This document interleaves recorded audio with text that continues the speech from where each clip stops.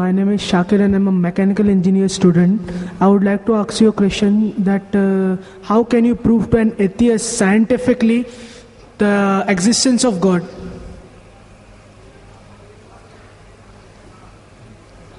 The brother has posed the question, how can you scientifically prove the existence of God Almighty, the existence of Allah subhanahu wa ta'ala? Especially to an atheist who does not believe in God. The first thing I will do is that I will congratulate that atheist. I'll congratulate him. You know why? If you look around us, he is a Hindu because father is a Hindu. He is a Christian because father is a Christian. Some Muslims are Muslim because their fathers are Muslim. This person, though he may be coming from a religious background, he does not believe in the false God which his parents attribute to. So he does not believe in God. I'm congratulating him because he's accepted the first part of the Shahada, the first part of the Islamic creed, La ilaha, there is no God.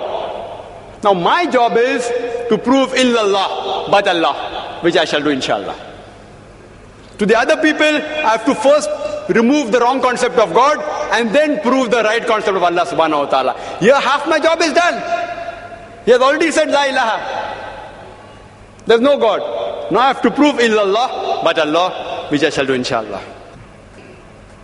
You ask this atheist that suppose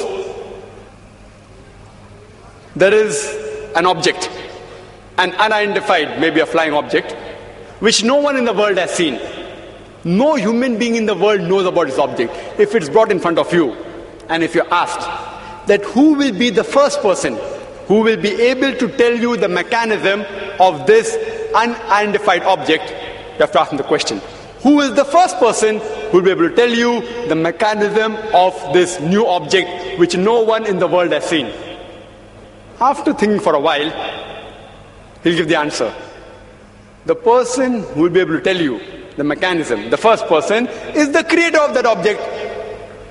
Some may say manufacturer, some may say producer. Whatever they say, don't grapple with the word, accept it. It will be somewhat similar, either creator or producer or manufacturer. But remember what he has told you. Keep it in your mind. Then ask him the next question. How did the universe come into existence? How was it formed? He will tell you by the Big Bang Theory. Tell him the Quran mentions in Surah Anbiya, chapter 21, verse number 30, about the Big Bang Theory. Who could have mentioned this in the Quran 1400 years ago? So he will tell you, maybe it's a fluke. Don't argue with him. Next part of the question. We did not know that the light of the moon is reflected light. We came to know recently. You ask him, he'll tell you, yes. The light of the moon is reflected light. It's not its own light. When we discovered, he will tell you recently, yesterday, 50 years back, 100 years back, yesterday in science. You tell him, the Quran mentions that the light of the moon is reflected light 1400 years ago. Who could have mentioned that? Maybe somebody had a wild guess. Don't argue with him. Continue. We thought the sun was stationary. You ask him, is it stationary? He'll say, no, it's rotating and revolving. When you learn this, he will tell you yesterday, 50 years back, 100 years back.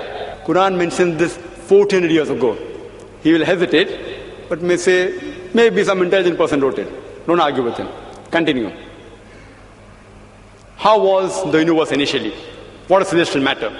He will tell you, it was smoke. How did you come to know? We have got proof, we have got evidence.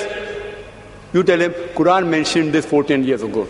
Who could have mentioned that? He will hesitate. Don't wait for response. Continue. Keep on posing question after question. All that I give in the lecture, keep on posing one question after the other. That water cycle, how do we come to know about it? Quran mentioned 14 years ago. About every living thing made from water. Who could have mentioned that? Quran speaks about botany, the male and female. Who could have mentioned that? Pose one after the other and ask the question, who could have written that? Then you tell him that there is a theory known as theory of probability. That if you have two choices, out of which one is right, the chances that you will make the correct choice just at random is 1 in 2. For example, if I toss a coin, it can either be heads or tails. the chances that I'll be right will be 1 in 2. If I toss it twice, the chances that I'll be right both the times will be 1 upon 2 multiplied by 1 upon 2, that is 1 upon 4, 25% chance. If I toss it thrice, chances I'll be right all 3 times, 1 upon 2 multiplied by 1 upon 2 multiplied by 1 upon 2, it's 1 upon 8, 12.5%.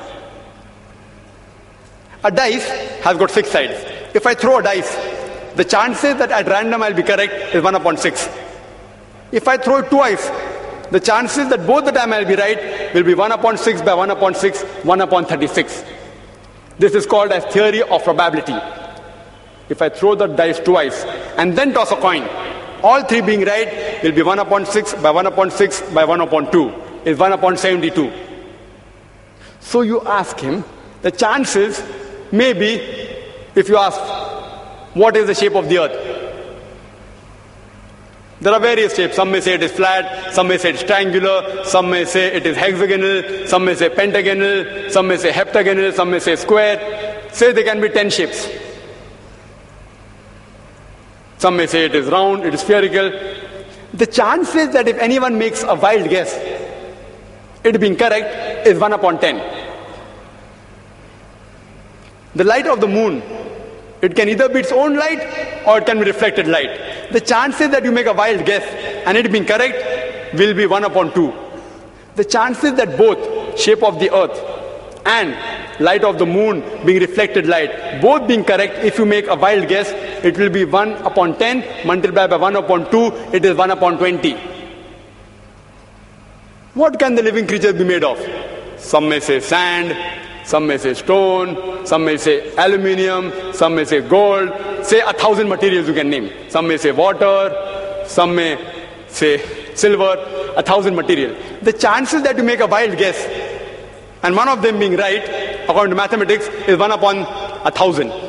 The chances that all 3 being correct, the earth is spherical, light of the moon is reflected light, and every living creature created from water is correct, will be 1 upon 10 multiplied by 1 upon 2 multiplied by 1 upon 1,000.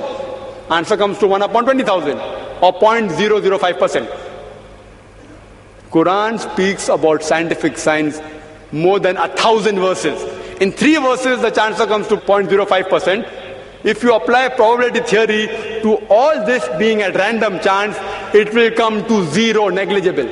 And in maths, anything 1 in 10 raised to 50, it's equal to 0. So you ask your atheist friend, who could have written this? The only answer he can give you is this first answer, the creator, the manufacturer, the person who has produced it. That's the only answer. There's no other answer. What science is saying today is they are not eliminating God. They are eliminating models of God. La ilaha illallah. They are not eliminating God, but models of God. I hope that answers the question.